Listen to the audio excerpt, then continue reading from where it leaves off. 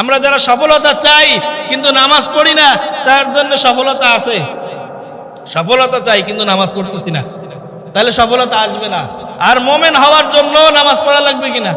শুধু ঈমান আনছি, কালেমা পড়ছি, তাই মোমেন হয়ে গেছি, কিন্তু ঈমান আনয়ন করার পরে প্রথম কাজ হলো নামাজ পড়া। তো নামাজ যদি না পড়ে তাহলে ঈমানের খাতায় থাকে না। যেহেতু রাসূল সাল্লাল্লাহু আলাইহি ওয়াসাল্লাম বলছেন, কাফেরের মধ্যে, মুশরিকের মধ্যে আর ঈমান ওয়ালার মধ্যে, মুসলমানের মধ্যে পার্থক্য হইল নামাজ। কি? নামাজ। তাহলে নামাজ যে পড়ে না, সে যদিও দাবি করে ঈমানদার, তার ঈমান আছে। বলে এই বেটা নামাজ না পড়লে কি ঈমান ঠিক আছে? হুজুর তোমাকে মতন ঈমান না, তোমাকে চাইতে আমার ঈমান অনেক শক্ত কঠিন। আছে না এমন মানুষ? বলে না? হ্যাঁ, তোমার ঈমান তো কতটুকু আছে তা তো দেখাই যাচ্ছে। তোমার যে ঈমান তোমাকে ঘর থেকে মসজিদে আনতে পারে না, সেই ঈমান দিয়ে তুমি জান্নাতে যাবা? সম্ভব? সম্ভব না। অতএব সকলের কাছে বারবার একটা কথাই অনুরোধ করি, যেখানে যা কিছু করি না কেন নামাজে আসি। কি করি?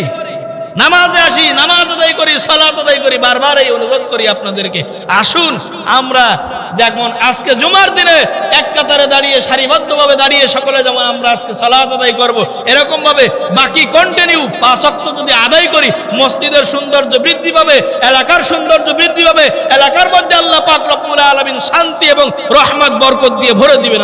যেই সংবিধান আমাদের কাছে এসেছে, চূড়ান্ত সংবিধান। কি সংবিধান? চূড়ান্ত, অর্থাৎ এটা আর কোনো পরিবর্তন হবে না।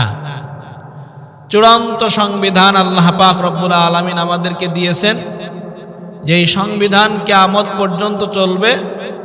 এই সংবিধানের কোনো পরিবর্তন হবে না।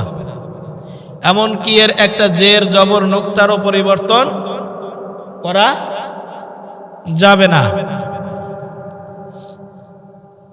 সেই সংবিধানের নাম হচ্ছে মহাগ্রন্থ আল কোরআন। এই আল কোরআন আল্লাহ পাক রব্বুল আলামিন আমাদেরকে দিয়েছেন সর্বশ্রেষ্ঠ গ্রন্থ। এই গ্রন্থ আল্লাহ পাক রব্বুল আলামিন আমাদেরকে দিয়েছেন আর আমাদেরকে সর্বশ্রেষ্ঠ হিসাবে ঘোষণা দিয়েছেন। বলতে পারেন, হুজুর আমরা সর্বশ্রেষ্ঠ হইলাম কেমনে?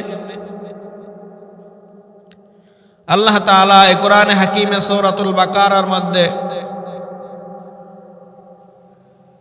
ইরশাদ করেছেন, কুনতুম খায়রা উম্মাতিন উখরিজাত লিন-নাস তা'মুরুনা বিল মা'রুফ ওয়া তানহাউনা আনিল মুনকার। তোমরাই সর্বশ্রেষ্ঠ উম্মত, তোমরাই সর্বশ্রেষ্ঠ জাতি। উখরিজাত লিন-নাস, তোমাদেরকে বের করা হয়েছে মানুষের জন্য। তা'মুরুনা বিল মা'রুফ, সৎ কাজের আদেশ করবে।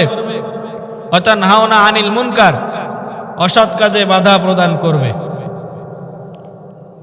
ওয়া তু'মিনুনা বিল্লাহ, যদি তোমরা মুমিন হও। যদি তোমরা কি হও? মুমিন হও। আল্লাহ তাআলা আমাদেরকে সর্বশ্রেষ্ঠ জাতি হিসাবে স্বীকৃতি দিয়েছেন, ঠিক কিনা? আমরা তো মুমিন না? আমরা প্রত্যেকেই মুমিন। আমরা যারা কালেমা পড়েছি আমরা প্রত্যেকে কি? মুমিন। তাই আল্লাহ তাআলা আমাদেরকে বলেছেন যে তোমরা সৎ কাজের আদেশ করবে, অসৎ কাজে নিষেধ করবে, বাধা প্রদান করবে। এই জন্যই তোমরা হলো, তোমাদেরকে এই জন্যই বের করা হয়েছে, এই জন্যই তোমাদেরকে উখরিজাত লিন-নাস, মানুষের জন্য তোমাদেরকে কি করা হয়েছে? বের করা হয়েছে। মানুষের জন্য মানুষে কি করবে? যে মানুষকে তোমরা সৎ কাজের আদেশ করবে আর অসৎ কাজে নিষেধ করবে, বাধা প্রদান করবে। এই জন্য তোমাদেরকে সর্বশ্রেষ্ঠ উম্মত, সর্বশ্রেষ্ঠ জাতি হিসাবে আমি আল্লাহ তাআলা স্বীকৃতি দিলাম। এখন সৎ কাজের আদেশ যে করে, অসৎ কাজে বাধা প্রদান যে করে, সেই সমাজের মধ্যে সবথেকে বেশি বিপদগ্রস্ত ব্যক্তি।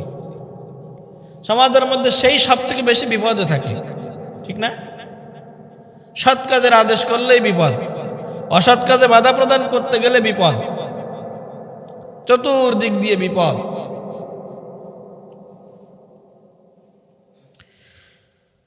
তো তারই ধারাবাহিকতায় আমরা ধারাবাহিকভাবে আলোচনা করে থাকি জুমায়। গত জুমায় আমি আলোচনা করতেছিলাম সূরাতুল বুরুজ থেকে। আল্লাহ তাআলা সূরাতুল বুরুজ নাজিল করেছেন। সেখানে আল্লাহ তাআলা আমাদেরকে কি মেসেজ দিয়েছেন সেই মেসেজ সম্পর্কে গত জুমায় কিছু কথা আলোচনা করেছিলাম। আলোচনা গত জুমায় সম্পূর্ণ হয় নাই, কিছু বাকি ছিল। তো আজকে নিয়ত করে বসছি যে আলোচনাগুলো বাকি আছে, বাকি আলোচনাটা আজকে শেষ করব ইনশাআল্লাহ। আল্লাহ তাআলা যদি তৌফিক দান করেন। আল্লাহ তাআলা তৌফিক না দান করলে কারোর সাধ্য আছে? হ্যাঁ, তো গত জুমায় বলছিলাম, আজকে আবার একটু বলি। আল্লাহ তাআলা বলেন ওয়াস-সামাঈ যাতিল বুরুজ, শপথ গ্রহণ করছি, শপথ গ্রহণ করছি, অর্থাৎ কসম গ্রহ নক্ষত্র শোভিত আকাশের।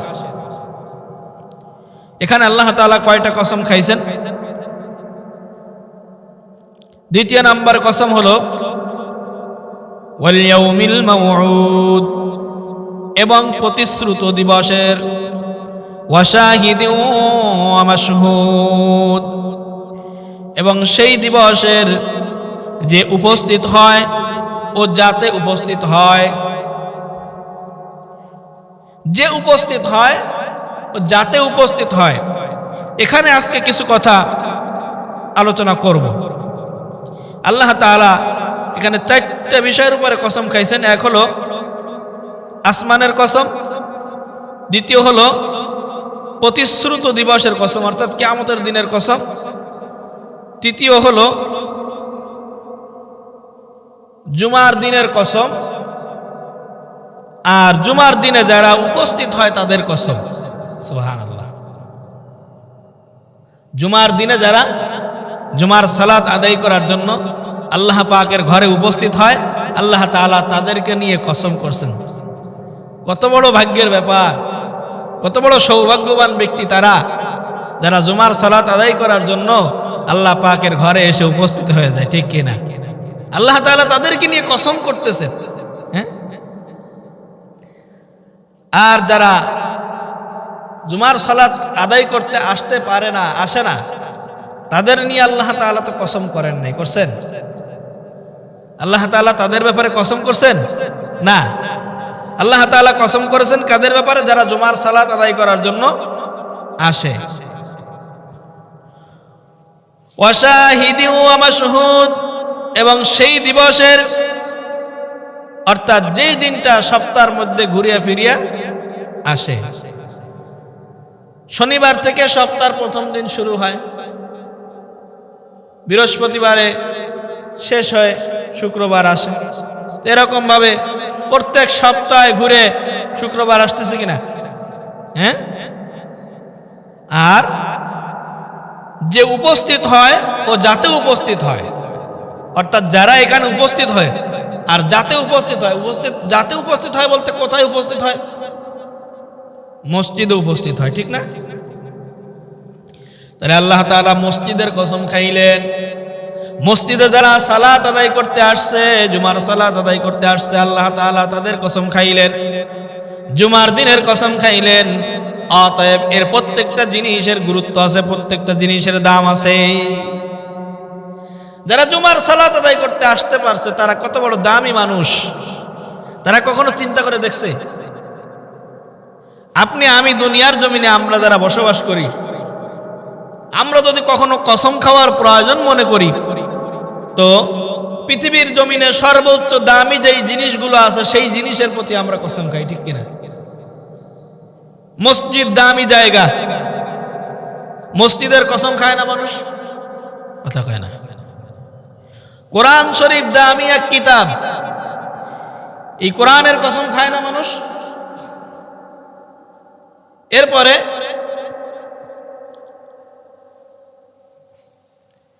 কোরআনের কসম খায়, দামি জিনিস, এই জন্য কোরআনের কসম খায়। পিতামাতার কসম খায়, পিতামাতার কসম খায়। আমার বাপের কসম, আমার মায়ের কসম, আমি এই কাজ করি নাই, তার মানে কি আমার পিতামাতা দামি? তো আল্লাহ তাআলা পৃথিবীর মানুষ যেরকম ভাবে দামি জিনিসের কসম খায়, আল্লাহ তাআলাও ওই রকম ভাবে দামি জিনিসের কসম খেয়েছেন, ঠিক কিনা? তাহলে জুমার দিন যারা জুমার সালাত আদায় করতে আসবে তারা হলো দামি মানুষ। কি মানুষ?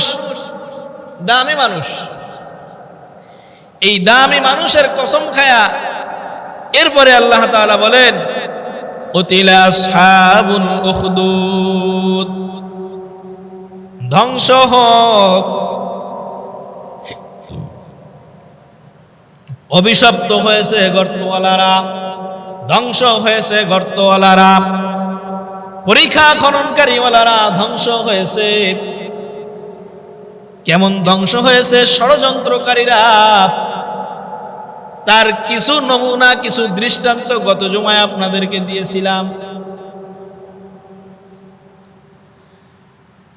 আলোচনা করতেছিলাম আব্দুল্লাহ বিন তামেরের